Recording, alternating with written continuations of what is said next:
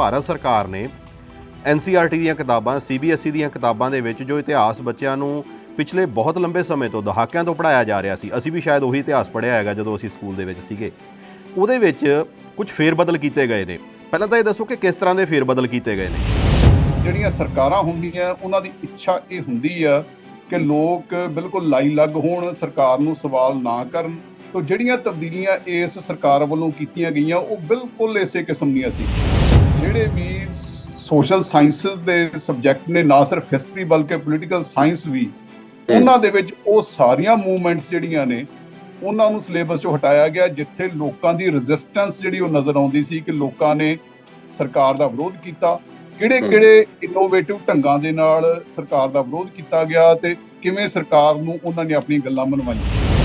ਅੱਛਾ ਸੇਖੋਂ ਸਾਹਿਬ, ਇੱਕ ਗੱਲ ਮੇਰੇ ਦਿਮਾਗ 'ਚ ਇਹ ਵੀ ਆਉਂਦੀ ਹੈ ਕਿ ਜੇ ਅੱਜ ਦੀ ਸਰਕਾਰ ਇਹਦੇ ਵਿੱਚ ਕੋਈ ਸੋਧਾਂ ਕਰ ਰਹੀ ਹੈ ਜਾਂ ਕਾਂਟ-ਛਾਂਟ ਕਰ ਰਹੀ ਹੈ, ਕਿਤੇ ਉਹਨੂੰ ਇਹ ਤਾਂ ਨਹੀਂ ਲੱਗਦਾ ਕਿ ਪਹਿਲਾਂ ਇਤਿਹਾਸ ਜਿਹੜਾ ਲਿਖਿਆ ਗਿਆ, ਪਿਛਲੀਆਂ ਸਰਕਾਰਾਂ ਵੇਲੇ ਜਿਹੜਾ ਇਤਿਹਾਸ ਲਿਖਿਆ ਗਿਆ, ਜੋ ਬੱਚੇ ਪੜ੍ਹਦੇ ਰਹੇ, ਉਹ ਉਹਨਾਂ ਦੇ ਪੱਖ ਵਿੱਚ ਜਾਂਦਾ ਕਿ ਜਿਹੜੀ ਇਸ ਵੇਲੇ ਸਰਕਾਰ ਹੈ ਇਹਦਾ ਹਿਸਟਰੀ 'ਚ ਯੋਗਦਾਨ ਕੀ ਸੀਗਾ? ਮਤਲਬ ਜਿਹੜੀ ਇਹਦੀ ਮਾਂ ਸੀ ਉਹ ਤਾਂ RSS ਸੀ ਨਾ, ਤਾਂ ਹਿਸਟਰੀ ਵਿੱਚ ਇਹ ਤਾਂ ਅੰਗਰੇਜ਼ਾਂ ਦੇ ਨਾਲ ਖੜੇ ਸੀਗੇ। ਤਾਂ ਜੇ ਅੱਜ ਇਹ ਕਹਿਣ ਵੀ ਕਿ ਕਾਂਗਰਸ ਦਾ ਯੋਗਦਾਨ ਬਹੁਤ ਵੱਡਾ ਦਿਖਾ ਦਿੱਤਾ ਗਿਆ ਹੈ, ਤਾਂ ਜੇ ਅਸਲ ਵਿੱਚ ਇਹਨਾਂ ਦਾ ਯੋਗਦਾਨ ਦਿਖਾਇਆ ਜਾਵੇ ਹਿਸਟਰੀ ਵਿੱਚ ਜਿਹੜਾ ਸੀ, ਉਹ ਤੇ ਤਾਂ ਇਹਨਾਂ ਨੂੰ ਸ਼ਰਮ ਆਊਗੀ ਵੀ ਇਹ ਸਾਡਾ ਯੋਗਦਾਨ ਦੀ ਥਾਂ ਤੇ ਅਸੀਂ ਤਾਂ ਅੰਗਰੇਜ਼ਾਂ ਦੇ ਨਾਲ ਖੜੇ ਹਾਂ। ਅਕਸਰ ਕਿਹਾ ਜਾਂਦਾ ਕਿ ਜਿਹੜੀਆਂ ਕੌਮਾਂ ਆਪਣਾ ਇਤਿਹਾਸ ਭੁੱਲ ਜਾਂਦੀਆਂ ਉਹ ਕੌਮਾਂ ਖਤਮ ਹੋ ਜਾਂਦੀਆਂ। ਜੇ ਇਤਿਹਾਸ ਦਾ ਇੰਨਾ ਮਹੱਤਵ ਹੈ, ਇਸੇ ਕਰਕੇ ਇਤਿਹਾਸ ਸਾਨੂੰ ਸਕੂਲ ਦੇ ਸਮੇਂ ਤੋਂ ਲੈ ਕੇ ਪੜ੍ਹਾਇਆ ਵੀ ਜਾਂਦਾ। ਪਰ ਅੱਜ ਕੱਲ੍ਹ ਦੇ ਸਮੇਂ ਦੇ ਵਿੱਚ ਇਹ ਦੇਖਿਆ ਜਾ ਰਿਹਾ ਕਿ ਰੋਟੀ ਕਮਾਉਣ ਖਾਤਰ ਜਾਂ ਆਪਣੀ ਜ਼ਿੰਦਗੀ ਨੂੰ ਬਿਹਤਰ ਬਣਾਉਣ ਖਾਤਰ ਬਹੁਤ ਸਾਰੇ ਲੋਕਾਂ ਦਾ ਧਿਆਨ ਹੈ ਜਿਹੜਾ ਉਹ ਇਸ ਗੱਲ ਵੱਲ ਹੈ ਕਿ ਬੱਚਿਆਂ ਨੂੰ ਸਾਇੰਸ, ਟੈਕਨੋਲੋਜੀ, ਇੰਜੀਨੀਅਰਿੰਗ, ਮੈਥਮੈਟਿਕਸ ਸ਼ਾਇਦ ਇਹੀ ਸਬਜੈਕਟ ਹੈ ਜਿਨ੍ਹਾਂ ਨਾਲ ਉਹਨਾਂ ਦੀ ਜ਼ਿੰਦਗੀ ਬਿਹਤਰ ਬਣ ਸਕਦੀ ਹੈ। ਇਹ ਸੋਚ ਹੈ ਮਾਪਿਆਂ ਦੀ, ਪਰ ਸਰਕਾਰ ਦੀਆਂ ਚਿੰਤਾਵਾਂ ਕੁਝ ਵੱਖਰੇ ਤਰ੍ਹਾਂ ਦੀਆਂ। ਸ਼ਾਇਦ ਇਸੇ ਕਰਕੇ ਸਰਕਾਰ ਨੂੰ ਬਹੁਤ ਚਿੰਤਾ ਹੈ ਕਿ ਤੁਹਾਡੇ ਬੱਚੇ ਕਿਸ ਤਰ੍ਹਾਂ ਦਾ ਇਤਿਹਾਸ ਪੜ੍ਹਨ। ਪਿਛਲੇ ਦਿਨਾਂ ਦੇ ਵਿੱਚ ਇੱਕ ਬੜੀ ਲੰਬੀ ਚੌੜੀ ਚਰਚਾ ਛਿੜੀ ਕਿ ਭਾਰਤ ਦੇ ਵਿੱਚ ਵੱਡੇ ਪੱਧਰ 'ਤੇ ਇਤਿਹਾਸ ਦੀਆਂ ਪੁਸਤਕਾਂ ਦੇ ਨਾਲ, ਹਿਸਟਰੀ ਦੀਆਂ ਕਿਤਾਬਾਂ ਦੇ ਨਾਲ ਛੇੜਛਾੜ ਕੀਤੀ ਗਈ, ਬਦਲਾਅ ਕੀਤੇ ਗਏ, ਕਈ ਚੈਪਟਰ ਬਦਲ ਦਿੱਤੇ ਗਏ, ਕਈ ਵਰਕੇ ਪਾੜ ਦਿੱਤੇ ਗਏ, ਕਈ ਪਹਿਰੇ ਉਡਾ ਦਿੱਤੇ ਗਏ, ਕਈ ਫੋਟੋਆਂ ਉਹਨਾਂ ਕਿਤਾਬਾਂ ਦੇ ਵਿੱਚੋਂ ਗਾਇਬ ਹੋ ਗਈਆਂ। ਜਿਹੜੇ ਸਮੇਂ ਦੇ ਵਿੱਚ ਅਸੀਂ ਇਤਿਹਾਸ ਪੜ੍ਹਿਆ, ਕੀ ਉਹ ਇਤਿਹਾਸ ਗਲਤ ਸੀ ਜਾਂ ਜੋ ਅੱਜ ਇਤਿਹਾਸ ਪੜ੍ਹਾਇਆ ਜਾ ਰਿਹਾ ਉਹ ਇਤਿਹਾਸ ਗਲਤ ਹੈ?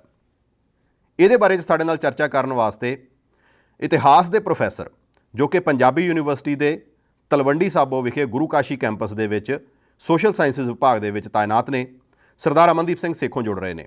ਸਵਾਗਤ ਪ੍ਰੋਫੈਸਰ ਸਾਹਿਬ। ਸਤਿ ਸ਼੍ਰੀ ਅਕਾਲ ਜੀ, ਬਹੁਤ ਬਹੁਤ ਸ਼ੁਕਰੀਆ। ਸੇਖੋਂ ਸਾਹਿਬ, ਅੱਜ ਦੇ ਸਮੇਂ ਦੇ ਵਿੱਚ ਟੈਕਨੋਲੋਜੀ ਦਾ ਬੋਲਬਾਲਾ ਹੈ, AI ਆ ਚੁੱਕੀ ਹੈ, ਸਾਇੰਸ ਦਾ ਬੋਲਬਾਲਾ, ਮੈਥਮੈਟਿਕਸ, ਲੋਕ ਇੰਜੀਨੀਅਰਿੰਗ ਵੱਲ ਨੂੰ ਜਾਣਾ ਚਾਹੁੰਦੇ ਆ। ਇਤਿਹਾਸ ਦੀ ਗੱਲ ਬਹੁਤ ਕਰਦੇ ਹਾਂ ਅਸੀਂ, ਇਤਿਹਾਸ ਦੇ ਉੱਤੇ ਮਾਣ ਬੜਾ ਕਰਦੇ ਹਾਂ, ਸਾਡਾ ਲੰਬਾ ਚੌੜਾ ਇਤਿਹਾਸ ਹੈ ਜੀ, ਸਾਡਾ ਇਤਿਹਾਸ ਇਸ ਤਰ੍ਹਾਂ ਦਾ, ਸਾਡਾ ਇਤਿਹਾਸ ਉਸ ਤਰ੍ਹਾਂ ਦਾ, ਅਖਬਾਰਾਂ ਦੇ ਵਿੱਚ, TV ਦੇ ਉੱਤੇ। ਪਰ ਇਤਿਹਾਸ ਪੜ੍ਹਨਾ ਵੀ ਚਾਹੁੰਦਾ ਕੋਈ? ਤੁਸੀਂ ਇਤਿਹਾਸ ਦੇ ਪ੍ਰੋਫੈਸਰ ਹੋ, ਤੁਸੀਂ ਪੜ੍ਹਾਈ ਕੀਤੀ ਹੈ, ਤੁਸੀਂ ਇਹਦੇ ਬਾਰੇ 'ਚ ਕੀ ਕਹਿਣਾ ਚਾਹੋਗੇ? ਜੀ, ਇਸ ਤਰ੍ਹਾਂ ਨਾਲ ਹੈ ਵੀ ਜਿਹੜੀ ਰੋਜ਼ੀ ਰੋਟੀ ਕਮਾਉਣ ਦੇ ਜ਼ਰੀਏ ਨੇ ਉਹ ਤਾਂ ਜ਼ਿਆਦਾਤਰ ਜਿਵੇਂ ਡਾਕਟਰੀ ਦਾ ਹੋ ਗਿਆ ਜਾਂ ਇੰਜੀਨੀਅਰਿੰਗ ਦਾ ਹੋ ਗਿਆ ਜਾਂ ਵਕਾਲਤ ਹੋ ਗਈ, ਇਸ ਕਿਸਮ ਦੇ ਕਿੱਤੇ ਨੇ। ਕਿਉਂਕਿ ਇਹ ਕਿੱਤੇ ਇਹੋ ਜਿਹੇ ਨੇ ਜਿਨ੍ਹਾਂ ਦੇ ਵਿੱਚ ਹਰੇਕ ਬੰਦਾ ਤੁਹਾਡੇ ਕੋਲੇ ਆਉਂਦਾ ਹੈ, ਤੁਹਾਡੀਆਂ ਸੇਵਾਵਾਂ ਹਾਸਲ ਕਰਨਾ ਚਾਹੁੰਦਾ ਹੈ। ਕਿਸੇ ਬੰਦੇ ਨੂੰ ਕੋਈ ਸਿਹਤ ਦੀ ਪ੍ਰੋਬਲਮ ਹੈ, ਡਾਕਟਰ ਕੋਲੇ ਭੱਜਿਆ ਜਾਂਦਾ ਹੈ, ਜਾਂ ਕਿਸੇ ਨੇ ਘਰ ਬਣਵਾਉਣਾ ਹੈ, ਇੰਜੀਨੀਅਰ ਕੋਲੇ ਭੱਜਿਆ ਜਾਂਦਾ ਹੈ, ਵਕੀਲ ਕੋਲੇ ਭੱਜਿਆ ਜਾਂਦਾ ਹੈ। ਬਟ ਤੁਸੀਂ ਕਦੇ ਨਹੀਂ ਦੇਖਿਆ ਹੋਣਾ ਕੋਈ ਬੰਦਾ ਭੱਜ ਕੇ ਕਿਸੇ ਇਤਿਹਾਸਕਾਰ ਕੋਲੇ ਗਿਆ ਹੋਵੇ ਵੀ ਸਾਨੂੰ ਲੱਗਦਾ ਹੈ ਵੀ ਇੱਕ ਇਤਿਹਾਸ ਨਾਲ ਸੰਬੰਧਿਤ ਕੋਈ ਸਮੱਸਿਆ ਸਾਡੇ ਸਮਾਜ ਨੂੰ ਹੈ, ਤਾਂ ਉਹ ਆਪਾਂ ਉਹਦਾ ਹੱਲ ਕਰੀਏ, ਉਹਦੇ ਬਾਰੇ ਸਾਨੂੰ ਕੁਝ ਦੱਸੋ। ਨਾ ਸਰਕਾਰਾਂ ਜਾਂਦੀਆਂ ਨੇ, ਨਾ ਲੋਕ ਜਾਂਦੇ ਨੇ। ਤਾਂ ਨਤੀਜਾ ਇਹ ਹੁੰਦਾ ਹੈ ਕਿ ਇਹ, ਕਿਉਂਕਿ ਜਿਹੜਾ ਸਬਜੈਕਟ ਹੈ ਇਹੋ ਜਿਹਾ ਜਿਹੜਾ ਕਿਸੇ ਇੱਕ ਬੰਦੇ ਦੇ ਬੈਨੀਫਿਟ ਨਾਲ ਜੁੜਿਆ ਹੋਇਆ ਨਹੀਂ ਗਾ। ਇਹ ਸਬਜੈਕਟ ਇਹੋ ਜਿਹਾ ਜਿਹੜਾ ਪੂਰੇ ਸਮਾਜ ਦੇ ਬੈਨੀਫਿਟ ਨਾਲ ਜੁੜਿਆ ਹੋਇਆ। ਕਿਉਂਕਿ ਸਮਾਜ ਇਸ ਚੀਜ਼ ਬਾਰੇ ਅਵੇਸਲਾ ਹੈ, ਇਸ ਕਰਕੇ ਇਤਿਹਾਸਕਾਰ ਦੀ ਸਮਾਜ ਦੇ ਵਿੱਚ ਨਾ ਤਾਂ ਕੋਈ ਉਨੀ ਵਕਤ ਹੈ, ਨਾ ਹੀ ਉਹਨੂੰ ਕੋਈ ਉਸ ਕਿਸਮ ਦੀ ਕੋਈ ਕਮਾਈ। ਤਾਂ ਕਿਉਂਕਿ ਇਹ ਵਿਸ਼ਾ ਹੀ ਇਹੋ ਜਿਹਾ ਵੀ ਬੰਦਾ ਜਿਹੜਾ ਲੈਂਦਾ ਹੈ ਉਹ ਕਮਾਈ ਦੇ ਪੱਖੋਂ ਨਹੀਂ ਲੈਂਦਾ ਹੈਗਾ, ਉਹਦੇ ਸੰਦਰਭ, ਉਹਦੇ ਫਿਕਰ ਹੋਰ ਕਿਸਮ ਦੇ ਹੁੰਦੇ ਆ। ਜਿਹੜਾ ਬੰਦਾ ਸੀਰੀਅਸਲੀ ਇਸ ਵਿਸ਼ੇ ਨੂੰ ਲੈਂਦਾ ਹੈ ਉਹ ਬੰਦਾ ਹੋਰ ਕਿਸਮ ਦੇ ਸੰਦਰਭਾਂ ਦੇ ਵਿੱਚ ਹੋਰ ਕਿਸਮ ਦੇ ਫਿਕਰਾਂ ਦੇ ਨਾਲ ਚੱਕਦਾ ਹੈ। ਤੋ ਇਸ ਕਰਕੇ ਕਮਾਈ ਵਾਲੀ ਗੱਲ ਉਨੀ ਹੁੰਦੀ ਨਹੀਂ। ਤੋ ਮਾਪੇ ਜਾਂ ਜਿਹੜੇ ਸਕੂਲਾਂ ਦੇ ਵਿੱਚ ਜੋ ਪ੍ਰਿੰਸੀਪਲ ਨੇ ਜਾਂ ਅਧਿਆਪਕ ਨੇ, ਉਹ ਵੀ ਇਹ ਕਹਿੰਦੇ ਨੇ ਵੀ ਆਪਾਂ ਜਿਹੜੇ ਜ਼ਿਆਦਾ ਜ਼ੋਰ ਲਾਈਏ, ਜਿਹੜੇ ਕਿ ਇਹੋ ਜਿਹੇ ਵਿਸ਼ੇ ਨੇ ਜਿਨ੍ਹਾਂ ਦੇ ਵਿੱਚੋਂ ਬੱਚਿਆਂ ਨੂੰ ਅੱਗੇ ਕਮਾਈ ਹੋਣੀ ਹੈ, ਕੈਰੀਅਰ ਬਣਨੇ ਨੇ।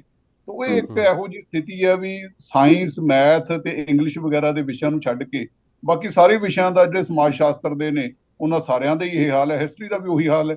ਜਿਵੇਂ ਕਿਹਾ ਜਾਂਦਾ ਨਾ ਕਿ ਜਿਹਦੇ ਘਰ ਦਾਣੇ ਉਹਦੇ ਕਮਲੇ ਵੀ ਸਿਆਣੇ, ਤੋਂ ਆਪਾਂ ਜਿਹੜਾ ਹੈਗਾ ਮੇਨਲੀ ਪੈਸੇ ਪਿੱਛੇ ਜਿਹੜਾ ਹੈਗਾ ਉਹ ਇੱਕ ਰੇਸ ਵੀ ਕਹਿ ਲਓ, ਲੇਕਿਨ ਉਹ ਜ਼ਰੂਰਤ ਵੀ ਆ, ਉਹਦੇ ਤੋਂ ਆਪਾਂ ਮਨਾ ਨਹੀਂ ਕਰ ਸਕਦੇ, ਉਹਦੇ ਤੋਂ ਆਪਾਂ ਮੁੱਕਰ ਨਹੀਂ ਸਕਦੇ। ਬਿਲਕੁਲ ਬਿਲਕੁਲ। ਪਰ ਜਦੋਂ ਤੁਸੀਂ ਆਪਾਂ WhatsApp ਤੇ ਦੇਖਦੇ ਆ, Facebook ਤੇ ਦੇਖਦੇ ਆ, ਹਿਸਟਰੀ ਨੂੰ ਲੈ ਕੇ ਬਹਿਸਾਂ ਹੁੰਦੀਆਂ ਨੇ, ਤਾਂ ਉਹਦੇ ਵਿੱਚ ਡਾਕਟਰ ਵੀ, ਇੰਜੀਨੀਅਰ ਵੀ, ਹਰੇਕ ਬੰਦਾ ਹੀ ਉਹਦੇ ਵਿੱਚ ਹਿੱਸਾ ਲੈ ਰਿਹਾ ਹੁੰਦਾ। ਇਹਦਾ ਮਤਲਬ ਇਹ ਹੁੰਦਾ ਵੀ ਉਹਨਾਂ ਨੂੰ ਵੀ ਇਹ ਲੱਗਦਾ ਤਾਂ ਹੈ ਵੀ ਹਿਸਟਰੀ ਬਹੁਤ ਇੰਪੋਰਟੈਂਟ ਵਿਸ਼ਾ ਹੈ, ਬਟ ਇਹਦੀ ਅਹਿਮੀਅਤ ਕਿਵੇਂ ਆ, ਕਿਸ ਕਿਸਮ ਨਾਲ ਇਹਨੂੰ ਟੇਕ ਅਪ ਕਰਨਾ ਚਾਹੀਦਾ ਹੈ, ਇਹ ਹਜੇ ਤੱਕ ਆਪਣੇ ਸਮਾਜ ਨੂੰ ਘੱਟੋ ਘੱਟ ਸਮਝ ਨਹੀਂ ਆਈ। ਪਰ ਕਿਤੇ ਨਾ ਕਿਤੇ ਇਹ ਵੀ ਤਾਂ ਹੈ ਸੇਖੋਂ ਸਾਹਿਬ ਕਿ ਜਦੋਂ ਇਤਿਹਾਸ ਨੂੰ ਇੰਨਾ ਸੀਰੀਅਸਲੀ ਲੋਕ ਲੈਂਦੇ ਹੀ ਨਹੀਂ, ਆਮ ਕਰਕੇ 10ਵੀਂ ਤੱਕ ਇਹ ਹੁੰਦਾ ਹੈ ਕਿ ਚਲੋ ਪੇਪਰ ਪਾਸ ਕਰਨਾ ਹੈ। ਸ਼ਾਇਦ ਇਸ ਕਰਕੇ ਇਤਿਹਾਸ ਦੀ ਜਾਣਕਾਰੀ ਵੀ ਤਾਂ ਉਹਨਾਂ ਨੂੰ ਅੱਧ ਅਧੂਰੀ ਜੀ ਮਿਲਦੀ ਹੈ, ਕੱਚੀ ਪੱਕੀ ਜੀ ਜਾਣਕਾਰੀ ਮਿਲਦੀ ਹੈ, ਅਤੇ ਉਸੇ ਕੱਚੀ ਪੱਕੀ ਜੀ ਜਾਣਕਾਰੀ ਦੇ ਆਧਾਰ ਦੇ ਉੱਤੇ ਅਸੀਂ ਇੱਕ ਦੂਜੇ ਨਾਲ ਲੜੀ ਵੀ ਜਾਂਦੇ ਹਾਂ। ਹਾਂ, ਇਹ ਵੀ ਹੈ, ਕੱਚੀ ਪੱਕੀ ਜਾਣਕਾਰੀ ਵੀ ਹੈ। ਬਾਕੀ ਆਪਾਂ ਨੂੰ ਇਹ ਲੱਗਦਾ ਹੁੰਦਾ ਵੀ ਜਿਹੜੇ ਵਿਸ਼ੇ ਬਹੁਤ ਜ਼ਿਆਦਾ ਟੈਕਨੀਕਲ ਨਹੀਂ ਹੁੰਦੇ, ਉਹਨਾਂ ਦੇ ਵਿੱਚ ਹਰੇਕ ਬੰਦਾ ਹੱਥ ਅਜਮਾ ਲੈਂਦਾ। ਜਿਵੇਂ ਮੈਥ ਦਾ ਕੋਈ ਸਵਾਲ ਹੈ, ਉਹ ਮੇਰੇ ਅੱਗੇ ਤੁਸੀਂ ਰੱਖ ਦਿਓ ਜਾਂ ਕਿਸੇ ਅੱਗੇ ਰੱਖ ਦਿਓ, ਬੰਦੇ ਨੂੰ ਨਹੀਂ ਆਉਂਦਾ ਤਾਂ ਹੱਥ ਖੜੇ ਕਰ ਦੂਗਾ ਵੀ ਇਹ ਮੈਨੂੰ ਤਾਂ ਨਹੀਂ ਆਉਂਦਾਗਾ। ਪਰ ਹਿਸਟਰੀ ਦੇ ਹਰੇਕ ਸਵਾਲ ਤੇ ਹਰੇਕ ਬੰਦਾ ਹੀ ਕਹਿੰਦਾ ਮੈਂ ਬਹੁਤ ਜਾਣਕਾਰ ਹਾਂ, ਤਾਂ ਹਰੇਕ ਬੰਦਾ ਹੀ ਉਹ ਚ ਆਪਦੇ ਹੱਥ ਅਜਮਾ ਸਕਦਾ। ਇਸ ਕਰਕੇ ਲੱਗਦਾ ਹੁੰਦਾ ਹੈ ਵੀ ਗਲੀ ਦਾ ਹਰੇਕ ਬੰਦਾ ਜਿਹੜਾ ਉਹ ਹਿਸਟਰੀ ਵਾਲਾ ਜਿਹੜਾ ਪ੍ਰੋਫੈਸਰ ਹੀ ਹੈ ਜਾਂ ਡਾਕਟਰੇਟ ਉਹ ਨਹੀਂ ਕੀਤੀ ਹੋਈ ਹੈ। ਤਾਂ ਇਸ ਕਰਕੇ ਵੀ ਇਹ ਬਹੁਤ ਜ਼ਿਆਦਾ ਕੰਟੈਂਸ਼ੀਅਸ ਵਿਸ਼ਾ ਬਣ ਜਾਂਦਾ ਹੈ ਵੀ ਹਰੇਕ ਬੰਦਾ ਆਪਦੀ ਅੱਧ ਅਧੂਰੀ ਜਾਣਕਾਰੀ ਨੂੰ ਹੀ ਇਹ ਸਮਝਦਾ ਹੈ ਵੀ ਹਾਂ ਮੈਨੂੰ ਜਾਣਕਾਰੀ ਬਹੁਤ ਜ਼ਿਆਦਾ। ਅੱਛਾ, ਇਤਿਹਾਸ ਜੇ ਹੁਣ ਆਪਾਂ ਇਹਨਾਂ ਗੱਲਾਂ ਦੇ ਵੱਲ ਧਿਆਨ ਦਈਏ ਤਾਂ ਐਂ ਲੱਗਦਾ ਵੀ ਇਹ ਚਲੋ ਠੀਕ ਆ, ਵਿਸ਼ਾ ਖਾਨਾ ਪੂਰਤੀ ਵਾਸਤੇ ਹੈ। ਪਰ ਜੇ ਇਹ ਵਿਸ਼ਾ ਸਿਰਫ ਖਾਨਾ ਪੂਰਤੀ ਵਾਸਤੇ ਹੁੰਦਾ ਤਾਂ ਫਿਰ ਸਰਕਾਰਾਂ ਇਹਦੇ ਤੇ ਇੰਨੀਆਂ ਫਿਕਰਮੰਦ ਨਾ ਹੁੰਦੀਆਂ। ਸਰਕਾਰਾਂ ਆਪਣੇ ਹਿਸਾਬ ਦੇ ਨਾਲ ਕਿਤਾਬਾਂ ਨੂੰ ਆਪਾਂ ਕਹੀਏ ਰੀਫਰੇਮ ਕਰਦੀਆਂ। ਸਰਕਾਰਾਂ ਆਪਣੇ ਹਿਸਾਬ ਦੇ ਨਾਲ ਇਤਿਹਾਸ 'ਚ ਪਾਉਂਦੀਆਂ, ਬੱਚੇ ਕਿਹੜਾ ਇਤਿਹਾਸ ਪੜ੍ਹਨ ਕਿਹੜਾ ਨਾ ਪੜ੍ਹਨ। ਸਰਕਾਰਾਂ ਨੂੰ ਇੰਨਾ ਫਿਕਰ ਕਿਉਂ ਹੈ? ਨਹੀਂ, ਪਹਿਲਾਂ ਤਾਂ ਮੇਰਾ ਖਿਆਲ ਹੈ ਤੁਸੀਂ ਸ਼ਾਇਦ ਮੇਰੀ ਗੱਲ ਨੂੰ ਗਲਤ ਸਮਝ ਗਏ ਵੀ ਇਹ ਵਿਸ਼ਾ ਮੈਂ ਨਹੀਂ ਸਮਝਦਾ ਵੀ ਖਾਨਾ ਪੂਰਤੀ ਵਾਸਤੇ ਹੈ। ਜੀ ਇਹ ਵਿਸ਼ਾ ਕਿਉਂਕਿ ਇੰਪੋਰਟੈਂਟ ਇਸ ਕਰਕੇ ਆ ਵੀ ਆਪਾਂ ਆਪਣੀ ਜ਼ਿੰਦਗੀ ਵਿੱਚ ਵੀ ਦੇਖ ਲਈਏ ਤਾਂ ਆਪਾਂ ਇਹ ਕਹਿ ਸਕਦੇ ਹਾਂ ਕਿ ਜੇ ਤੁਹਾਡੇ ਕੋਲੇ ਤੁਹਾਡੀ ਯਾਦਾਸ਼ਤ ਨਾ ਹੋਵੇ ਤਾਂ ਤੁਸੀਂ ਅੱਜ ਕਿੱਧਰ ਨੂੰ ਜਾਓਗੇ। ਤੁਹਾਡੇ ਕੋਲੇ ਨਾ ਫਿਰ ਤੁਹਾਡੀ ਕੋਈ ਵਿਅਕਤਿਤਵ ਹੋਊਗਾ, ਨਾ ਤੁਹਾਡੀ ਕੋਈ ਸੋਚ ਹੋਊਗੀ, ਨਾ ਤੁਹਾਨੂੰ ਇਹ ਪਤਾ ਹੋਊਗਾ ਤੁਸੀਂ ਕਿੱਧਰੋਂ ਆ ਰਹੇ ਹੋ, ਤੁਸੀਂ ਕਿੱਧਰ ਨੂੰ ਜਾਣਾ। ਤਾਂ ਹਿਸਟਰੀ ਇਹੀ ਚੀਜ਼ ਹੈ ਵੀ ਅਸੀਂ ਕਿੱਧਰੋਂ ਆ ਰਹੇ ਹਾਂ ਤੇ ਅਸੀਂ ਕਿੱਧਰ ਨੂੰ ਜਾਣਾ ਹੈ। ਇਹ ਚੀਜ਼ ਹਰੇਕ ਬੰਦੇ ਵਾਸਤੇ ਬਹੁਤ ਜ਼ਰੂਰੀ ਹੁੰਦੀ ਹੈ ਜਾਣਨੀ, ਤੇ ਕਿਸੇ ਵੀ ਸਮਾਜ ਵਾਸਤੇ ਵੀ ਬਹੁਤ ਜ਼ਰੂਰੀ ਹੈ। ਜਿਹੜੇ ਸਮਾਜ ਇਸ ਚੀਜ਼ ਦੇ ਪ੍ਰਤੀ ਫਿਕਰਮੰਦ ਨੇ ਕਿ ਉਹ ਇਹ ਜਾਣਨਾ ਚਾਹੁੰਦੇ ਨੇ ਕਿ ਅਸਲ ਵਿੱਚ ਹੀ ਕਿੱਧਰੋਂ ਆ ਰਹੇ ਨੇ ਤੇ ਕਿੱਧਰ ਜਾਣਾ ਚਾਹੁੰਦੇ ਨੇ, ਉਹ ਇਸ ਵਿਸ਼ੇ ਨੂੰ ਬਹੁਤ ਸੀਰੀਅਸਲੀ ਲੈਣਗੇ। ਪਰ ਜਿਨ੍ਹਾਂ ਸਮਾਜਾਂ ਨੂੰ ਇਸ ਚੀਜ਼ ਦੀ ਕੋਈ ਫਿਕਰ ਹੈ ਨਹੀਂ ਗੀ ਵੀ ਉਹ ਕਿੱਧਰੋਂ ਆਏ ਨੇ, ਉਹਨਾਂ ਨੇ ਜਾਣਨਾ ਹੀ ਨਹੀਂਗਾ, ਤੇ ਜੋ ਇਹ ਨਹੀਂ ਜਾਣਨਗੇ ਵੀ ਉਹ ਕਿੱਧਰੋਂ ਆ ਰਹੇ ਨੇ ਤਾਂ ਇਹ ਕਦੇ ਵੀ ਨਹੀਂ ਜਾਣ ਸਕਣਗੇ ਕਿ ਉਹਨਾਂ ਵਾਸਤੇ ਕਿੱਧਰ ਜਾਣਾ ਇਸ ਵੇਲੇ ਸੰਭਵ ਹੈ ਤੇ ਜਿੱਧਰੋਂ ਜਾਣਾ ਚਾਹੁੰਦੇ ਨੇ ਉਹਦੇ ਅੱਗੇ ਉਹਨਾਂ ਵਾਸਤੇ ਕਿੰਨੀਆਂ ਔਕੜਾਂ ਨੇ। ਇਹਨੂੰ ਆਪਾਂ ਇਹ ਦੇਖ ਸਕਦੇ ਹਾਂ ਜਿਵੇਂ ਕਾਰ ਹੈ ਤੁਹਾਡੇ ਕੋਲੇ, ਕਾਰ ਦੇ ਵਿੱਚ ਤੁਸੀਂ ਦੇਖ ਤਾਂ ਅੱਗੇ ਰਹੇ ਹੁੰਦੇ ਹੋ ਹਮੇਸ਼ਾ, ਪਰ ਤੁਹਾਡੇ ਨਾਲ ਇੱਕ ਸ਼ੀਸ਼ਾ ਲੱਗਿਆ ਹੁੰਦਾ ਜਿਹੜਾ ਤੁਹਾਨੂੰ ਪਿੱਛੇ ਦਾ ਵਿਊ ਹਮੇਸ਼ਾ ਦਿਖਾਉਂਦਾ ਰਹੂਗਾ, ਕਿਉਂਕਿ ਉਹ ਤੁਹਾਨੂੰ ਪਤਾ ਲੱਗਦਾ ਰਹੂਗਾ ਵੀ ਪਿੱਛੇ ਕੀ ਗਤੀਵਿਧੀ ਹੋਈ ਸੀ ਤੇ ਉਸ ਗਤੀਵਿਧੀ ਦਾ ਜੋ ਅੱਗੇ ਇਫੈਕਟ ਹੋਣਾ ਹੈ ਉਹ ਤੁਹਾਨੂੰ ਜੇ ਪਤਾ ਨਾ ਹੋਵੇ ਤੁਸੀਂ ਐਕਸੀਡੈਂਟ ਕਰਾ ਲਓਗੇ। ਤਾਂ ਹਿਸਟਰੀ ਵਿੱਚ ਜਿਹੜੇ ਵੀ ਇਹੋ ਜਿਹੇ ਸਮਾਜ ਨੇ ਜਿਹੜੇ ਕਿ ਹਿਸਟਰੀ ਨੂੰ ਬਿਲਕੁਲ ਇਸ ਕਿਸਮ ਦੇ ਨਾਲ ਫਾਲਤੂ ਵਿਸ਼ਾ ਸਮਝਦੇ ਨੇ, ਉਹਨਾਂ ਨਾਲ ਇਹ ਹਮੇਸ਼ਾ ਹੀ ਹੁੰਦਾ ਹੈ। ਤਾਂ ਭਾਰਤ ਇੱਕ ਇਹੋ ਜਿਹਾ ਦੇਸ਼ ਹੈ ਜਿਹਦੇ ਵਿੱਚ ਆਪਾਂ ਇਹ ਕਹਿ ਸਕਦੇ ਹਾਂ ਕਿ ਹਿਸਟਰੀ ਨੂੰ ਬਹੁਤ ਹੀ ਨੌਨ ਸੀਰੀਅਸਲੀ ਲਿਆ ਜਾਂਦਾ ਹੈ। ਹਰੇਕ ਬੰਦਾ ਇਹਦਾ ਐਕਸਪਰਟ ਬਣ ਜਾਂਦਾ ਹੈ। ਤਾਂ ਇਹਦਾ ਨਤੀਜਾ ਇਹ ਆ ਕਿ ਅੱਜ ਆਪਾਂ ਨੂੰ ਇਹ ਬਿਲਕੁਲ ਵੀ ਨਹੀਂ ਪਤਾ ਕਿ ਅਸਲ ਵਿੱਚ ਆਪਾਂ ਕਿੱਧਰੋਂ ਆਏ, ਕਿਉਂਕਿ ਜਦੋਂ ਆਪਾਂ ਨੂੰ ਸੋਮਿਆਂ ਦੇ ਆਧਾਰ ਉੱਤੇ, ਤੱਥਾਂ ਦੇ ਆਧਾਰ ਉੱਤੇ ਜਦੋਂ ਆਪਾਂ ਫੈਕਚੁਅਲ ਹਿਸਟਰੀ ਜਿਹੜੀ ਆ ਉਹਨੂੰ ਪੜਾਂਗੇ, ਉਹਨੂੰ ਸਮਝਾਂਗੇ, ਤਾਂ ਹੀ ਸਾਨੂੰ ਅਸਲ ਦੇ ਵਿੱਚ ਪਤਾ ਹੋਊਗਾ। ਜੇ ਆਪਣੀ ਕਾਲਪਨਿਕ ਹਿਸਟਰੀ ਹੀ ਭਾਰੂ ਰਹੂਗੀ ਆਪਣੇ ਉੱਤੇ ਤਾਂ ਫਿਰ ਉਹਦਾ ਆਪਾਂ ਕੋਈ ਹੱਲ ਨਹੀਂ ਕੱਢ ਸਕਦੇ। ਤੇ ਫਿਰ ਜੇ ਆਪਾਂ ਗੱਲ ਕਰੀਏ ਪਿਛਲੇ ਦਿਨਾਂ ਦੇ ਵਿੱਚ ਭਾਰਤੀ ਮੀਡੀਆ ਦੇ ਵਿੱਚ ਤੇ ਹੋਰ ਸਭ ਜਗ੍ਹਾ ਦੇ ਉੱਤੇ ਇੱਕ ਬੜੀ ਲੰਬੀ ਚੌੜੀ ਚਰਚਾ ਰਹੀ ਹੈ ਕਿ ਭਾਰਤ ਸਰਕਾਰ ਨੇ NCERT ਦੀਆਂ ਕਿਤਾਬਾਂ, CBSE ਦੀਆਂ ਕਿਤਾਬਾਂ ਦੇ ਵਿੱਚ ਜੋ ਇਤਿਹਾਸ ਬੱਚਿਆਂ ਨੂੰ ਪਿਛਲੇ ਬਹੁਤ ਲੰਬੇ ਸਮੇਂ ਤੋਂ, ਦਹਾਕਿਆਂ ਤੋਂ ਪੜ੍ਹਾਇਆ ਜਾ ਰਿਹਾ ਸੀ, ਅਸੀਂ ਵੀ ਸ਼ਾਇਦ ਉਹੀ ਇਤਿਹਾਸ ਪੜ੍ਹਿਆ ਹੈਗਾ ਜਦੋਂ ਅਸੀਂ ਸਕੂਲ ਦੇ ਵਿੱਚ ਸੀਗੇ, ਉਹਦੇ ਵਿੱਚ ਕੁਝ ਫੇਰਬਦਲ ਕੀਤੇ ਗਏ ਨੇ। ਪਹਿਲਾਂ ਤਾਂ ਇਹ ਦੱਸੋ ਕਿ ਕਿਸ ਤਰ੍ਹਾਂ ਦੇ ਫੇਰਬਦਲ ਕੀਤੇ ਗਏ ਨੇ? ਇਹ ਜਿਹੜੇ ਫੇਰਬਦਲ ਨੇ ਇਹਨਾਂ ਦੀ ਪੂਰੀ ਇੱਕ ਲਿਸਟ ਦੇ ਦਿੱਤੀ ਗਈ ਸੀ। ਇਹ ਤੁਸੀਂ ਦੇਖੋ ਵੀ ਜੂਨ 2022 ਦੇ ਵਿੱਚ ਰਿਤਿਕਾ ਅਰੋੜਾ ਨਾਂ ਦੀ ਪੱਤਰਕਾਰ ਦੇ ਉਸ ਵੇਲੇ ਆਰਟੀਕਲ ਛਪੇ ਸੀਗੇ ਇੰਡੀਅਨ ਐਕਸਪ੍ਰੈਸ ਦੇ ਵਿੱਚ। ਬਟ ਜੀ ਬਹੁਤ ਸਾਰੇ ਲੋਕਾਂ ਨੇ ਇਹਨਾਂ ਚੀਜ਼ਾਂ ਦੀ ਥੋੜੀ ਬਹੁਤ ਚਰਚਾ ਕੀਤੀ, ਪਰ ਜਿਵੇਂ ਹੁੰਦਾ ਵੀ ਆਪਣੇ ਸਮਾਜ ਨੇ ਇਹਦਾ ਬਿਲਕੁਲ ਵੀ ਕੋਈ ਜਿਹੜਾ ਨੋਟਿਸ ਨਹੀਂ ਲਿਆ। ਨੋਟਿਸ ਨਹੀਂ ਉਸ ਲਿਆ। ਤੋਂ ਬਾਅਦ ਹੁਣ ਪਿੱਛੇ ਜੇ ਮਾਰਚ ਦੇ ਵਿੱਚ ਉਹ ਤਬਦੀਲੀਆਂ ਲਾਗੂ ਹੋ ਗਈਆਂ, ਫੇਰ ਥੋੜੀ ਹੂੰ ਬਹੁਤ ਚਰਚਾ ਹੋਈ ਆ, ਕੋਈ ਉਸ ਚੀਜ਼ ਦੇ ਵਿੱਚ ਸਮਾਜ ਨੇ ਉਸ ਕਿਸਮ ਦਾ ਨੋਟਿਸ ਨਹੀਂ ਲਿਆ। ਗੱਲ ਇਹ ਆ ਵੀ ਸਰਕਾਰ ਕਿਹੋ ਜਿਹੇ ਨਾਗਰਿਕ ਚਾਹੁੰਦੀ ਆ, ਜਿਹੋ ਜਿਹੇ ਉਹ ਨਾਗਰਿਕ ਚਾਹੁੰਦੇ ਨੇ ਉਹੋ ਜਿਹਾ ਇਤਿਹਾਸ ਉਹਨਾਂ ਨੂੰ ਪੜ੍ਹਾਇਆ ਜਾਊਗਾ। ਜੀ ਅੱਜ ਕੱਲ ਇਹ ਜਿਹੜਾ ਜ਼ਮਾਨਾ ਹੈ ਇਹ ਡੈਮੋਕ੍ਰੇਸੀ ਦਾ ਜ਼ਮਾਨਾ ਹੈ। ਜੇ ਲੋਕ ਪੜ੍ਹੇ ਲਿਖੇ ਹੋਣਗੇ, ਸਮਝਦਾਰ ਹੋਣਗੇ, ਤਾਂ ਹੀ ਉਹ ਚੰਗੀਆਂ ਸਰਕਾਰਾਂ ਨੂੰ ਚੁਣਨਗੇ, ਤਾਂ ਹੀ ਉਹ ਚੰਗੀ ਤਰ੍ਹਾਂ ਸੋਚ ਸਮਝ ਕੇ ਵੋਟਾਂ ਪਾਉਣਗੇ। ਪਰ ਜਿਹੜੀਆਂ ਸਰਕਾਰਾਂ ਹੁੰਦੀਆਂ ਉਹਨਾਂ ਦੀ ਇੱਛਾ ਇਹ ਹੁੰਦੀ ਆ ਕਿ ਲੋਕ ਬਿਲਕੁਲ ਲਾਈ ਲੱਗ ਹੋਣ, ਸਰਕਾਰ ਨੂੰ ਸਵਾਲ ਨਾ ਕਰਨ। ਤੋਂ ਜਿਹੜੀਆਂ ਤਬਦੀਲੀਆਂ ਇਸ ਸਰਕਾਰ ਵੱਲੋਂ ਕੀਤੀਆਂ ਗਈਆਂ ਉਹ ਬਿਲਕੁਲ ਇਸੇ ਕਿਸਮ ਦੀਆਂ ਸੀਗੀਆਂ। ਸਭ ਤੋਂ ਵੱਡੀ ਜਿਹੜੀ ਫਿਕਰ ਦੀ ਗੱਲ ਹੈ ਉਹ ਇਹ ਹੈ ਜੀ ਕਿ ਜਿਹੜੇ ਵੀ ਸੋਸ਼ਲ ਸਾਇੰਸਿਸ ਦੇ ਸਬਜੈਕਟ ਨੇ, ਨਾ ਸਿਰਫ ਹਿਸਟਰੀ ਬਲਕਿ ਪੋਲੀਟੀਕਲ ਸਾਇੰਸ ਵੀ, ਉਹਨਾਂ ਦੇ ਵਿੱਚ ਉਹ ਸਾਰੀਆਂ ਮੂਵਮੈਂਟਸ ਜਿਹੜੀਆਂ ਨੇ ਉਹਨਾਂ ਨੂੰ ਸਿਲੇਬਸ ਚੋਂ ਹਟਾਇਆ ਗਿਆ, ਜਿੱਥੇ ਲੋਕਾਂ ਦੀ ਰੈਜ਼ਿਸਟੈਂਸ ਜਿਹੜੀ ਉਹ ਨਜ਼ਰ ਆਉਂਦੀ ਸੀ ਕਿ ਲੋਕਾਂ ਨੇ ਸਰਕਾਰ ਦਾ ਵਿਰੋਧ ਕੀਤਾ, ਕਿਹੜੇ ਇਨੋਵੇਟਿਵ ਢੰਗਾਂ ਦੇ ਨਾਲ ਸਰਕਾਰ ਦਾ ਵਿਰੋਧ ਕੀਤਾ ਗਿਆ ਤੇ ਕਿਵੇਂ ਸਰਕਾਰ ਨੂੰ ਉਹਨਾਂ ਨੇ ਆਪਣੀ ਗੱਲਾਂ ਮਨਵਾਈਆਂ। ਉਹਦੇ ਵਿੱਚ ਭਾਰਤ ਦੇ ਵਿੱਚ ਚੱਲੇ ਬੜੇ ਮਾਇਨੇ ਖੇਜ਼ ਜਿਹੜੇ ਇਹੋ ਜਿਹੇ ਅੰਦੋਲਨ ਸੀ, ਜਿਵੇਂ ਨਰਮਦਾ ਬਚਾਓ ਅੰਦੋਲਨ ਜੀ ਜਾਂ ਚਿਪਕੋ ਅੰਦੋਲਨ ਹੈ, ਜਾਂ ਵਾਤਾਵਰਨ ਨੂੰ ਲੈ ਕੇ ਜਿੰਨੇ ਅੰਦੋਲਨ ਚੱਲੇ ਨੇ ਉਹ ਸਾਰੇ, ਜਾਂ ਉਦੋਂ ਪਹਿਲਾਂ ਜਿਹੜੇ ਕਿਸਾਨ ਅੰਦੋਲਨ ਤਾਂ ਸਿਲੇਬਸ ਵਿੱਚ ਹੈ ਹੀ ਨਹੀਂ ਸੀ, ਉਦੋਂ ਪਹਿਲਾਂ ਦੇ ਜਿਹੜੇ ਕੋਈ ਇਸ ਕਿਸਮ ਦੇ ਕਿਸਾਨ ਅੰਦੋਲਨ ਸੀਗੇ ਉਹਨਾਂ ਨੂੰ ਵੀ ਸਿਲੇਬਸ ਚ ਹਟਾਇਆ ਗਿਆ। ਫਿਰ ਉਦੋਂ ਪਿੱਛੋਂ ਇਹ ਆ ਕਿ ਦੁਨੀਆ ਭਰ ਦੇ ਵਿੱਚ ਜਿਹੜੇ ਅੰਦੋਲਨ ਚੱਲੇ ਨੇ ਉਹਨਾਂ ਨੂੰ ਵੀ ਸਿਲੇਬਸ ਚ ਹਟਾਇਆ ਗਿਆ। ਫਿਰ ਭਾਰਤ ਦੇ ਵਿੱਚ ਜਾਂ ਦੁਨੀਆ ਭਰ ਦੇ ਵਿੱਚ ਇੱਕ ਗੱਲ ਇਹ ਮੰਨੀ ਜਾਂਦੀ ਹੈ ਕਿ ਜੇ ਅਸੀਂ ਆਪਣੀ ਯਾਦਾਸ਼ਤ ਦੇ ਵਿੱਚੋਂ ਆਪਣੀਆਂ ਗਲਤੀਆਂ ਨੂੰ ਇਰੇਜ਼ ਕਰ ਦਾਂਗੇ, ਗਲਤੀਆਂ ਨੂੰ ਮਿਟਾ ਦਾਂਗੇ, ਗਲਤੀਆਂ ਦੀਆਂ ਯਾਦਾਂ ਮਿਟਾ ਦਾਂਗੇ, ਤਾਂ ਆਪਾਂ ਉਹੀ ਗਲਤੀਆਂ ਵਾਰ-ਵਾਰ ਦੁਹਰਾਉਣ ਦੇ ਲਈ ਸ਼ਰਾਪਿਤ ਹੋਵਾਂਗੇ। ਇੱਥੇ ਇਹ ਕੀਤਾ ਗਿਆ ਕਿ 2002 ਦੇ ਗੁਜਰਾਤ ਦੇ ਦੰਗੇ ਉਹ ਸਿਲੇਬਸ ਸੀਗੇ, ਉਹ ਕੱਢ ਦਿੱਤੇ ਗਏ। 1984 ਦੇ ਸਿੱਖ ਵਿਰੋਧੀ ਦੰਗੇ ਉਹ ਸਿਲੇਬਸ ਚੋਂ ਕੱਢ ਦਿੱਤੇ ਗਏ। ਹਾਂਜੀ, ਐਮਰਜੈਂਸੀ ਦਾ ਜਿਹੜਾ ਚੈਪਟਰ ਸੀਗਾ ਜਿਹਦੇ ਵਿੱਚ ਦੱਸਿਆ ਗਿਆ ਸੀ ਵੀ ਕਿਸ ਤਰ੍ਹਾਂ ਨਾਲ ਇੰਡੀਅਨ ਡੈਮੋਕ੍ਰੇਸੀ ਉੱਤੇ ਹਮਲਾ ਹੋਇਆ, ਉਹ ਵੀ ਸਿਲੇਬਸ ਚੋਂ ਕੱਢ ਦਿੱਤਾ ਗਿਆ। ਤੋਂ ਗੱਲ ਇਹ ਹੈ ਕਿ ਇਹ ਸਰਕਾਰ ਦੇ ਦੌਰਾਨ ਇਹ ਤੁਸੀਂ ਦੇਖੋ ਵੀ ਧਿਆਨ ਨਾਲ ਸਮਝਣ ਵਾਲੀ ਗੱਲ ਕਿ ਇਹ ਐਮਰਜੈਂਸੀ ਦਾ ਚੈਪਟਰ ਉਸ ਕਾਂਗਰਸ ਸਰਕਾਰ ਨੇ ਸਿਲੇਬਸ 'ਚ ਰੱਖਿਆ ਹੋਇਆ ਸੀ ਜਿਹਨੇ ਐਮਰਜੈਂਸੀ ਲਾਈ ਸੀ। ਉਹ ਕਾਂਗਰਸ ਸਰਕਾਰ ਨੇ ਜਿਹਦੇ ਅਗਵਾਈ ਦੇ ਵਿੱਚ 1984 ਚ ਸਿੱਖ ਵਿਰੋਧੀ ਦੰਗੇ ਹੋਏ, ਉਸ ਕਾਂਗਰਸ ਸਰਕਾਰ ਨੇ ਦਿੱਲੀ ਦੰਗਿਆਂ ਦਾ ਚੈਪਟਰ ਸਿਲੇਬਸ 'ਚ ਰੱਖਿਆ ਹੋਇਆ ਸੀ। ਪਰ ਇਸ ਸਰਕਾਰ ਨੇ ਉਹ ਸਾਰੇ ਚੈਪਟਰ ਹਟਾਏ ਨੇ। ਇਹਦਾ ਮਤਲਬ ਕੀ ਹੈ? ਇਹਦਾ ਮਤਲਬ ਇਹ ਆ ਕਿ ਇਹ ਸਰਕਾਰ ਇਹੋ ਜਿਹੇ ਲੋਕ ਚਾਹੁੰਦੀ ਆ, ਨਾਗਰਿਕ ਬਿਲਕੁਲ ਨਾ ਹੋਣ, ਪ੍ਰਜਾ ਹੋਵੇ ਜਿਹੜੀ ਨਾ ਸੋਚੇ ਨਾ ਸਮਝੇ, ਨਾ ਉਹਨੂੰ ਪਤਾ ਹੋਵੇ ਸਰਕਾਰ ਦਾ ਵਿਰੋਧ ਕਿਵੇਂ ਕਰਨਾ ਹੈ, ਨਾ ਉਹਨੂੰ ਪਤਾ ਹੋਵੇ ਸਵਾਲ ਕਿਵੇਂ ਉਠਾਉਣੇ ਨੇ।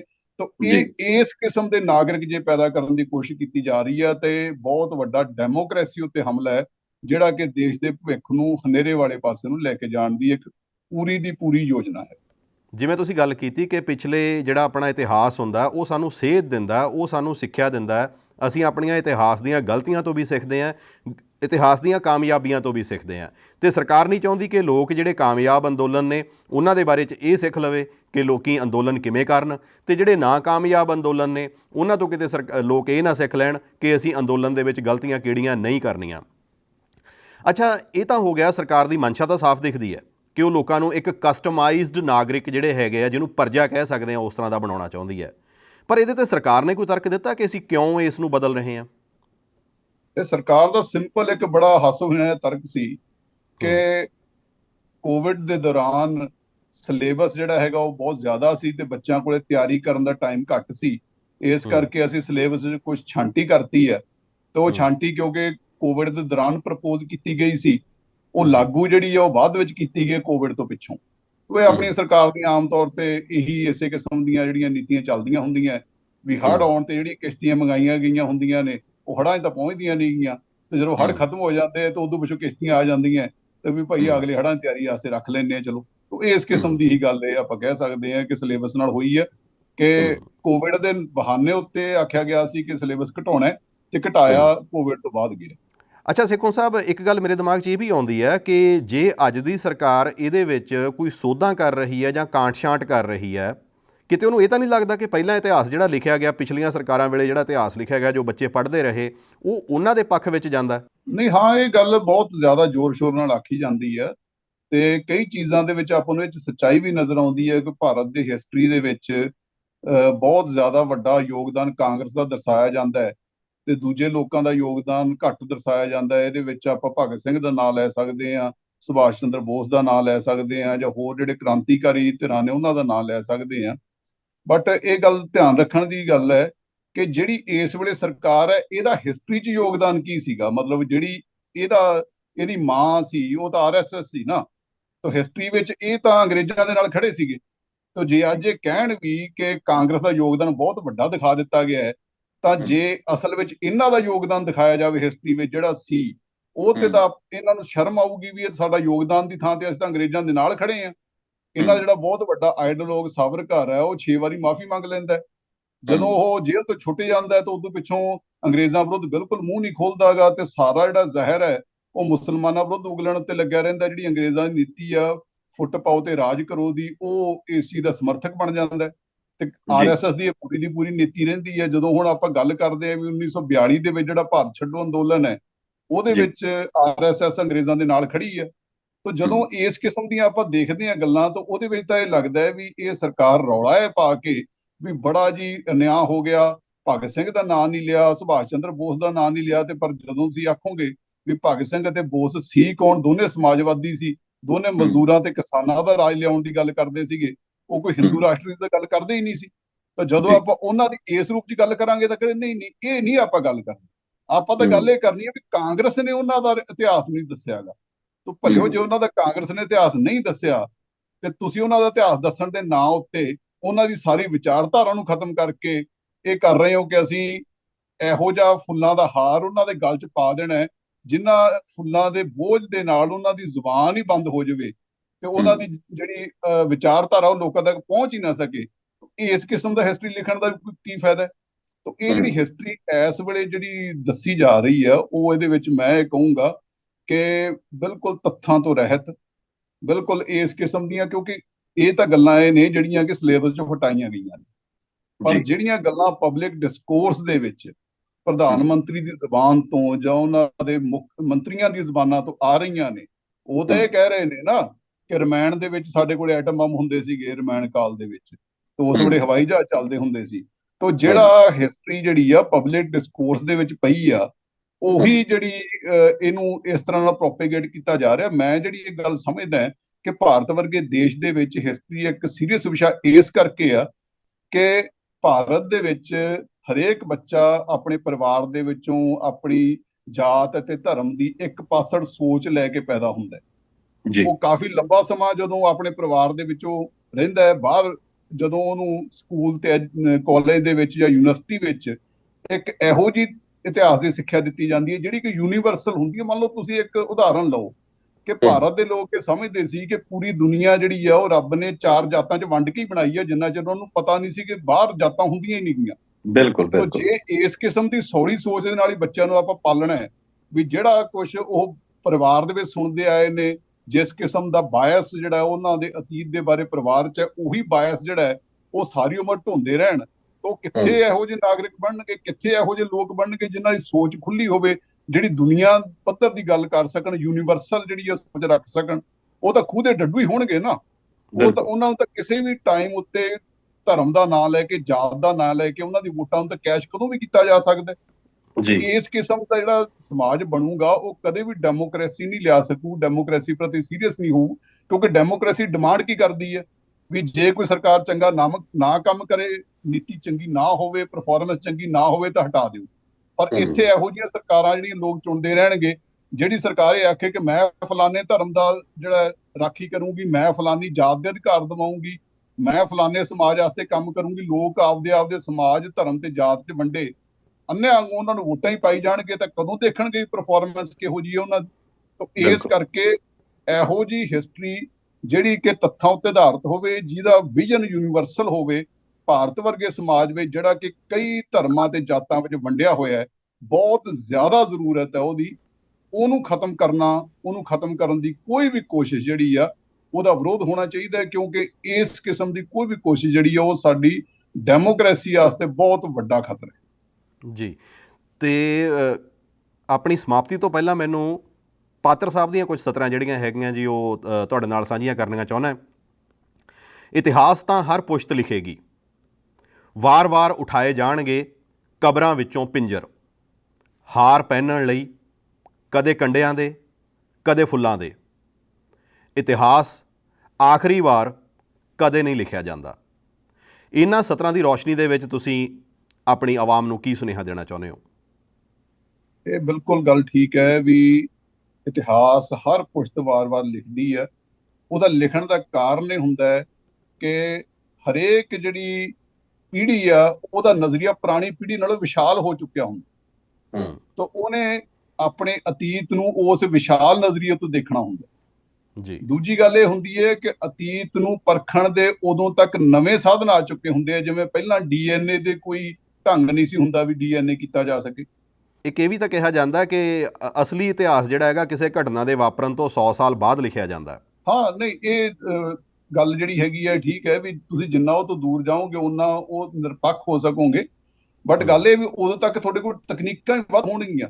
ਬਟ ਦੂਜੀ ਗੱਲ ਹੈ ਵੀ ਉਦੋਂ ਤੱਕ ਕਈ ਇਤਿਹਾਸ ਦੇ ਸੋਮੇ ਗਵਾ ਚੁੱਕੇ ਹੋਣਗੇ। ਮੰਨ ਲਓ ਕਿਸੇ ਬੰਦੇ ਨੇ ਘਟਨਾ ਦੇ ਟਾਈਮ ਤੇ ਕੋਈ ਕਿਤਾਬ ਲਿਖੀ ਸੀ ਜਾਂ ਕੋਈ ਕਿਤਾਬ 'ਚ ਲਿਖਿਆ ਸੀ, ਤਾਂ ਉਹ ਕਿਤਾਬ 'ਚ ਜਿਹੜੇ ਨੇ ਅੱਜ ਆਪਣੇ ਕੋਲੇ ਸਾਰੇ ਤਾਂ ਮੌਜੂਦ ਨਹੀਂ ਹੋਣੇ। ਮੈਂ ਹੁਣ ਜਿਸ ਤਰ੍ਹਾਂ ਭਗਤ ਸਿੰਘ ਦੀ ਜ਼ਿੰਦਗੀ ਉੱਤੇ ਰਿਸਰਚ ਕੀਤੀ ਆ, ਤਾਂ 1931 ਦੇ ਵਿੱਚ ਜਿਹੜੇ ਕਿਤਾਬਚਾਂ ਦੇ ਜ਼ਿਕਰ ਮੈਨੂੰ ਮਿਲਦੇ ਨੇ ਜਿਹੜੇ ਕਿ ਸੈਂਕੜਿਆਂ ਦੀ ਗਿਣਤੀ ਵਿੱਚ ਨੇ, ਅੱਜ ਕੱਲ੍ਹ ਉਹਨਾਂ ਵਿੱਚੋਂ ਕੋਈ ਵੀ ਨਹੀਂ ਮਿਲਦੇਗੇ।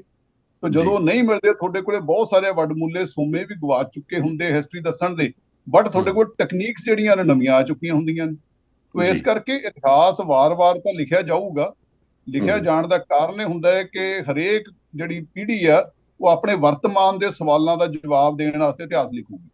ਤਾਂ ਜਿਹੜੇ ਸਵਾਲ ਅੱਜ ਸਾਡੇ ਸਾਹਮਣੇ ਨੇ ਉਹ ਆਉਣ ਵਾਲੀ ਪੀੜ੍ਹੀ ਦੇ ਸਾਹਮਣੇ ਨਹੀਂ ਹੋਣਗੇ, ਉਹਨਾਂ ਦੇ ਸਵਾਲ ਨਵੇਂ ਹੋਣਗੇ।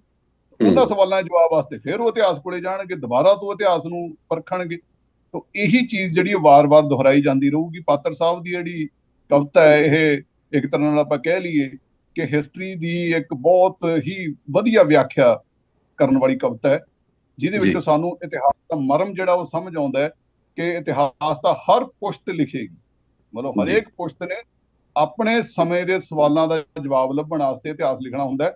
ਬਟ ਜਿਸ ਕਿਸਮ ਦਾ ਇਤਿਹਾਸ ਅੱਜ ਕੱਲ੍ਹ ਆਪਾਂ ਇਹ ਗੱਲ ਕਰ ਰਹੇ ਹਾਂ ਕਿ ਆਪਾਂ ਉਸ ਵੇਲੇ ਦਾ ਇਤਿਹਾਸ ਉਸ ਪੀੜ੍ਹੀਆਂ ਦੇ ਨਜ਼ਰੀਏ ਤੋਂ ਇਤਿਹਾਸ ਲਿਖ ਰਹੇ ਹਾਂ ਜਿਹੜੀਆਂ ਕਿ 1930, 37, 1929 ਉਹ ਦੌਰ, ਜਦੋਂ ਪੰਜਾਬ ਦੇ ਵਿੱਚ ਇੱਕ ਪਾਸੇ ਆਰੀਆ ਸਮਾਜ, ਇੱਕ ਪਾਸੇ ਸਿੰਘ ਸਭਾ, ਇੱਕ ਪਾਸੇ ਤਬਲੀਗੀ ਲੜਾਈਆਂ ਹੋਈ ਜਾਂਦੀਆਂ ਸੀਗੀਆਂ, ਤੇ ਪੰਜਾਬ ਨੂੰ ਇੰਡੀਆ ਦਾ ਅਲਸਟਰ ਕਿਹਾ ਜਾਂਦਾ ਸੀ। ਅਲਸਟਰ ਜਿਹੜਾ ਹੈਗਾ ਉਹ ਇੱਕ ਇਹੋ ਜਿਹਾ ਸ਼ਹਿਰ ਹੈ ਜਿੱਥੇ ਕਿ ਧਾਰਮਿਕ ਦੰਗੇ ਬਹੁਤ ਸੀਗੇ, ਤੇ ਪੰਜਾਬ ਨੂੰ ਜਿਹੜਾ ਕਿਹਾ ਜਾਂਦਾ ਸੀਗਾ, ਭਗਤ ਸਿੰਘ ਵਰਗਿਆਂ ਦੀ ਲਿਖਤਾਂ ਜਦੋਂ ਪੜ੍ਹਦੇ ਆ ਉਹ ਬੜੀਆਂ ਅਜੀਬ ਇਹ ਗੱਲ ਕਹਿੰਦੇ ਆ ਕਿ ਇਸ ਵੇਲੇ ਸਾਨੂੰ ਸ਼ਰਮ ਆਉਂਦੀ ਹੈ ਵੀ ਜਿਸ ਤਰ੍ਹਾਂ ਨਾਲ ਧਰਮ ਦੇ ਨਾਂ ਤੇ ਦੰਗੇ ਹੋ ਰਹੇ ਨੇ, ਜਿਸ ਤਰ੍ਹਾਂ ਨਾਲ ਇਨਸਾਨਾਂ ਨੂੰ ਧਰਮ ਦੇ ਨਾਂ ਤੇ ਮਾਰਿਆ ਜਾ ਰਿਹਾ। ਇਹੀ ਗੱਲ ਅੱਜ ਆਪਣੇ ਸਮਾਜ 'ਚ ਹੈ, ਤੇ ਆਪਾਂ ਅੱਜ ਫੇਰ 1929-30 ਦੇ ਦੌਰ ਦੇ ਵਿੱਚ ਖੜ ਕੇ ਜਿਵੇਂ ਇਤਿਹਾਸ ਲਿਖਣਾ ਹੋਵੇ ਉਸ ਕਿਸਮ ਦੀ ਸੋਚ ਲੈ ਕੇ ਤੁਰੇ ਫਿਰ ਰਹੇ ਆ।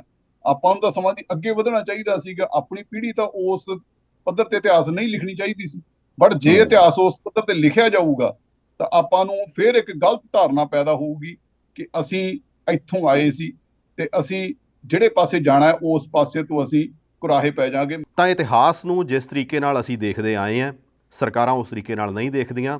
ਇਤਿਹਾਸ ਨੂੰ ਇੱਕ ਖਾਸ ਤਰੀਕੇ ਨਾਲ ਬਣਾਇਆ ਜਾਣਾ ਸਾਨੂੰ 100 ਸਾਲ ਪਿੱਛੇ ਵੀ ਲੈ ਕੇ ਜਾ ਸਕਦਾ, ਸਾਨੂੰ 1000 ਸਾਲ ਪਿੱਛੇ ਵੀ ਲੈ ਕੇ ਜਾ ਸਕਦਾ। ਅੱਜ ਇਸ ਡਿਸਕਸ਼ਨ ਦੇ ਲਈ ਪ੍ਰੋਫੈਸਰ ਸੇਖੋਂ ਆਪ ਜੀ ਦਾ ਬਹੁਤ ਬਹੁਤ ਸ਼ੁਕਰੀਆ।